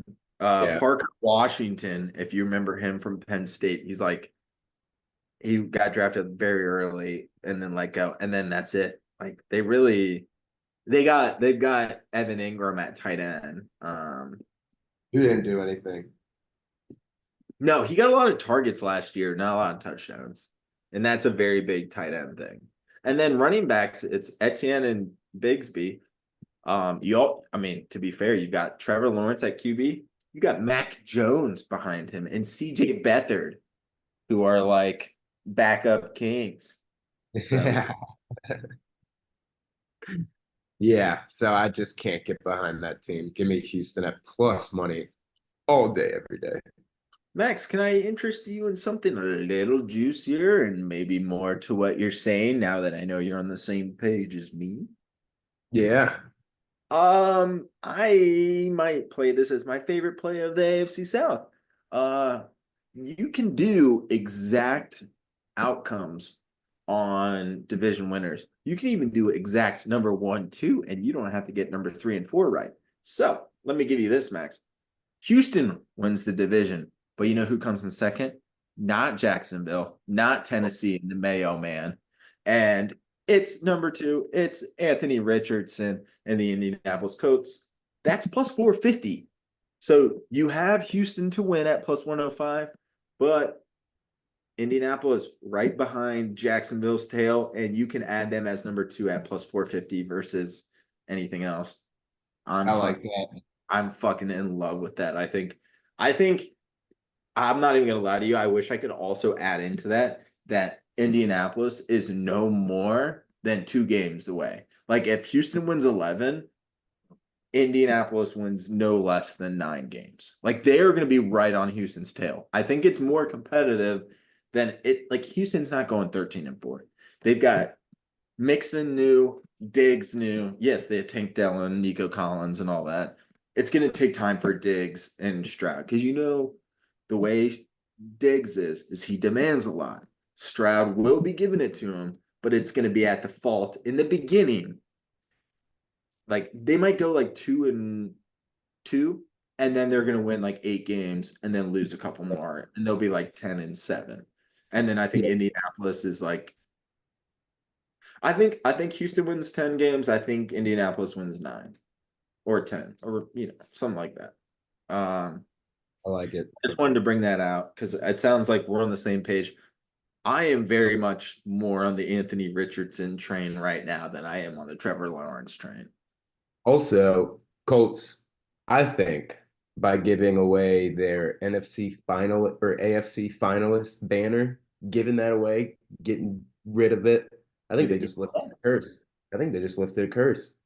and maybe they get one back. Maybe they get another AFC finalist. Maybe they go to the conference championship and lose to the Kansas City Chiefs. Who But knows? don't hang a banner again because you haven't been back since you fucking No, raised it. no, no, no. We're not gonna hang another banner, but like maybe it's good juju. And Yeah, you know, that was a Jim curse. Irsay is Irsay is one of the cooler owners. Like, if you're gonna own a football team, you might as well do a lot of drugs and almost die doing it. Because what else do you have to do? You go to the football games and you get fucked up. I don't Yeah. blame the anyone who listens to this that say that they wouldn't do the same thing can go fuck themselves. That's what I'll Yeah. say. And is a liar. Yeah, yeah, yeah. And the 14 people all know. Uh, We know you. yeah, we fucking know you.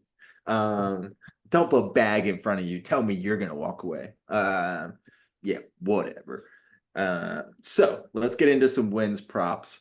Um, sounds like we're kind of on the same page, so I'll fire through these first two. Houston over 9.5 minus 140. Yay. Mhm. And Yep, then over. Indianapolis. I like Indianapolis over 8.5. It is right on that line. I do like Indianapolis still though. Yeah, Over I eight. think fine. I think they could beat the Jaguars twice. And they probably will. Yep, I agree. Um, okay. And then let's see. What's the other one? Sorry. Jacksonville over 8.5. I think they're right on 8, but I'm gonna go under. I'm going under. I might be And like, dude, might have a really bad year. I do too. And they just signed a bunch of guys, so it'd be very Jacksonville of them to do that. I mean, Sorry, go on. no, I was gonna say we kind of talked about it, but like I'm looking at the Texans schedule. It's the same thing, right? It's AFC South, AFC East, NFC North. Yeah. So I don't know. It's a tough schedule, but at the same time, I think they'll be all right. Um, and then last but certainly not least, Tennessee Titans over under 6.5. No, certainly least. Yes, certainly least. Will Levis in the Mayo man. Man, Uh, what the fuck are you doing? What is yeah, that? It's gotta be a fucking gag, whatever. Fake. yeah, gig, fucking gig. Um, Disgusting. I don't Give know, me under, man. you Yeah, fuck. I mean, dude, they got They don't have this. Derek anymore. They only have D-Hop. So Max, the Oh, only and Burks. Burks is actually really fucking good. So Max, here's the only thing I will say on the Titans. The only good thing I have to say, they will be throwing the ball a lot because they don't have Derrick Henry. Will Levis will throw over 3,400 yards. His I like passing, yeah, bro. He's going to throw 3,400 yards in the fourth quarter for the whole season. He's going to throw for 0 yards first 3 quarters. He's going to throw for 3,500 yards in Q4 for all of his games because they're going to go down and they don't have Vrabel. And I love Vrabel, but like, I think they're going to, this Titans team, it's not going to be the same that you usually see. It's not going to be the ground and pound in defense. It's going to be, we're going to sling the ball around and we'll probably lose 38-37, but Yeah. score 37 points. So that's kind of my take. So that's the only play I have is literally Will Levis over 3,400. Other than that, I'm not touching the Titans. Yeah, that's fair. I mean, 6.5 is pretty low, but Yeah, yeah. I don't 6. think. Now that we have 17 games, But still, dude, 6-11. That seems right up their alley. yeah, exactly. So we'll see there. Any It's other terrible. any props and stuff that you like for the AFC South or Dude, I've got CJ Stroud also passing touchdowns, 28.5. And it's minus 110. oh, okay. I like that. Yeah, it'll be right around there. I mean, Yeah, dude, it'll be he's gonna close. be one of those dudes who will have like 35 touchdowns, but like, 7 rushing. well, when you have Tank Dell, Nico Collins, Stephon Diggs, Dalton Schultz, and then and we would be remiss if we didn't mention Sean's favorite play from last year, the Joe Mixon over 3.5 receptions. Yeah. Joe Mixon will get plenty of touches too, and he'll take away, and he might he'll take away from other guys. But the fact that CJ Stroud, I like that because it's just all of them. So, And this one's for you. ooh, Anthony Richardson, 18 and a half passing touchdowns at plus 115. dude, I was so Now torn. he's gonna rush for probably a good bit of them. Um, but he's still got some weapons that he can. I mean, dude, he can't get 19 passing touchdowns playing a full season. As long as he plays a full season. So Max, I totally hear you, but also there's one prop that I have that I love more than anything else in the entire world when it comes to this division. Mm-hmm.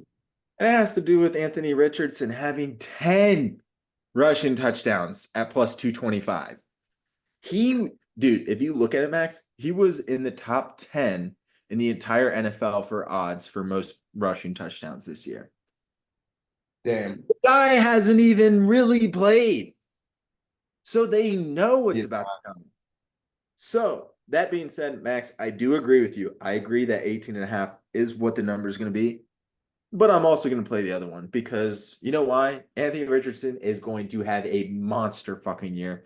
He's going to have 10 or more rushing touchdowns. He's going to have 20 plus passing. He's going to have 1,000 yards rushing, and he's going to have 3,000, if not 3,201 yard to add onto my prop at over 3,201 yards at plus 110. So, Max, give me everything Anthony Richardson.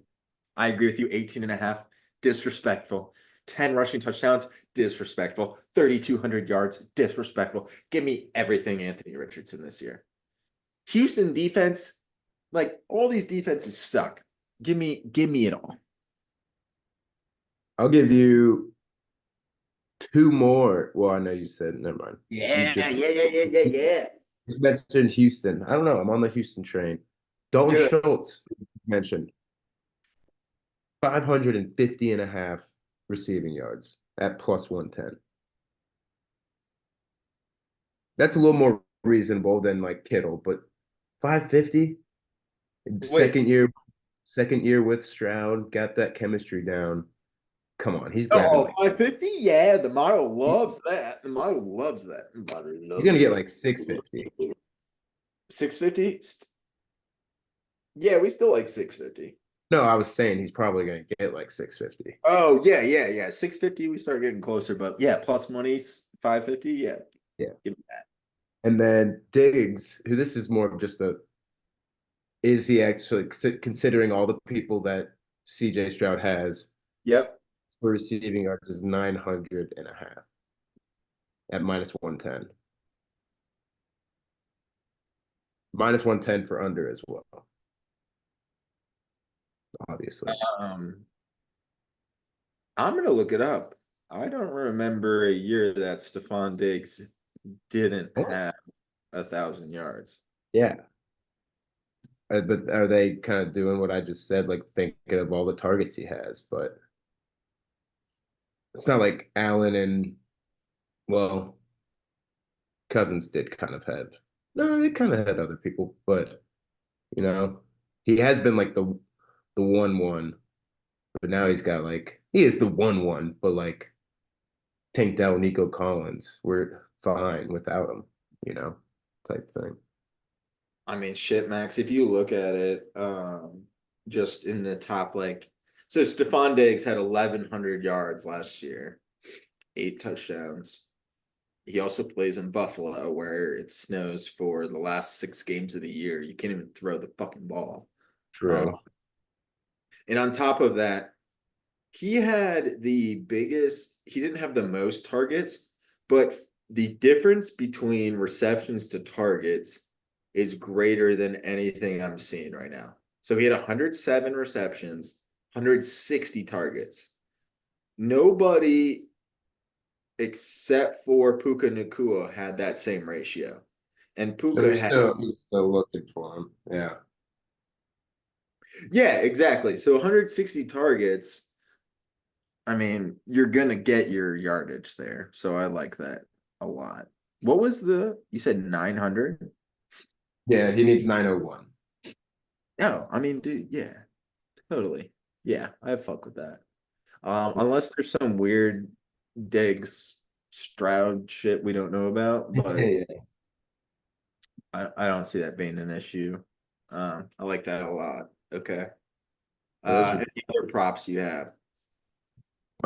Think that was kind of about it. Oh well, no, I got. Well, you also have one of them, so I'll let you take one.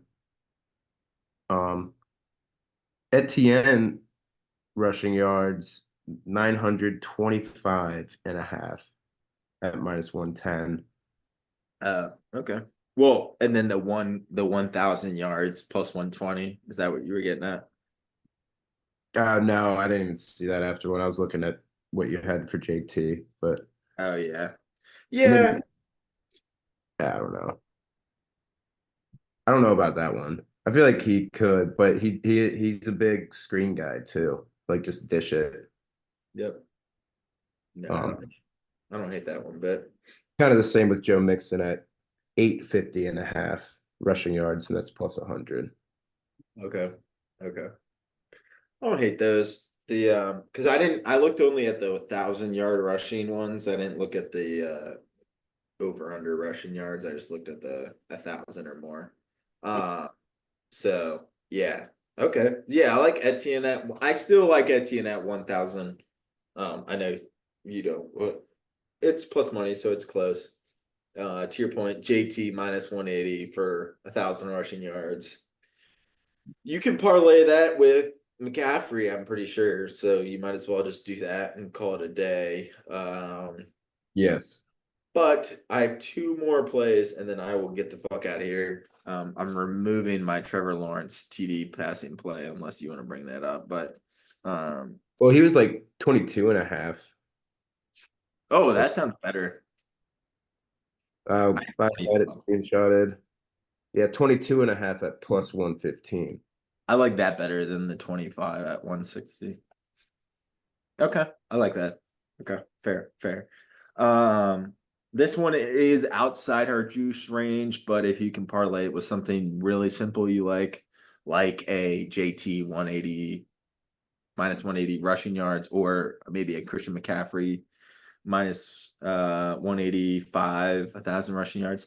I like Tank Dell at 750 or more receiving yards. I could see him going for 1,000, but the fact that he's minus 150 for 750 is pretty insane. Um, I yeah, like yeah. And then the other one is if Anthony Richardson is going to throw for over 3,200 yards, who the fuck is he going to throw to? Michael Pittman and his 1,000 yards receiving is plus 110. So Oh yeah. don't overthink it. If I had to tell you, Max, my three favorite like AFC South ones, I love the Anthony Richardson overpassing. I love the Pittman 1K, and then I also really like where the fuck did it go? I think I might have taken it out. Yeah, those are the two I like the most though. Yeah. Hell yeah. There's a Uh, lot, dude. There's just so much. I was gonna say we just unloaded like 100 fucking picks in this podcast. So if you don't take five of them and win, then you come tell us because I want you to send me this podcast, tell me the five picks you made, and then show me that none of them hit. Because out of the 100, you take five, there's no way you don't hit all of at least one of them. So yeah, Yeah. I don't know about you, Max. I love football.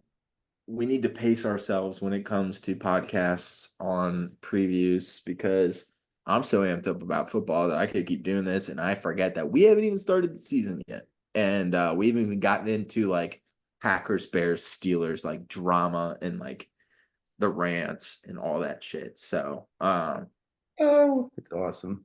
I think we've given everyone enough, value today that if you don't take advantage of 1 to 7 of these plays, then you're just missing out. But Max, always a pleasure, my dude. It is 8:57. We have been potting for quite some time. We've got golf, UFC 305, NFC West, AFC South, and the SEC preview.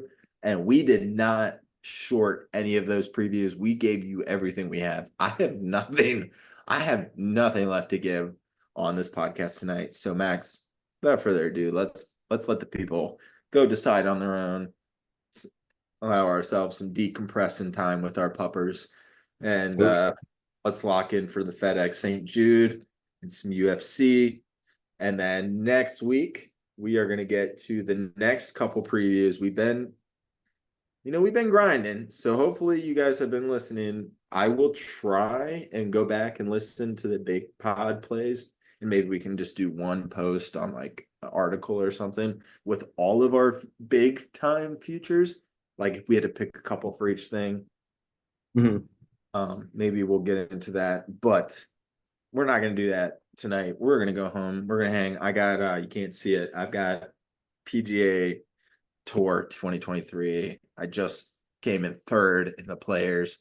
Really need to bounce back here. But next week, we will give you the NFC East, the AFC East, and the Big Ten. So, lot to do there. And then guess what, Max? After that, college football week 1 picks. Yeah. And then a little AFC West preview and our NFL predictions. But other than that, we're done with the previews after next week. And we will only be picks only. We will only be making you guys money.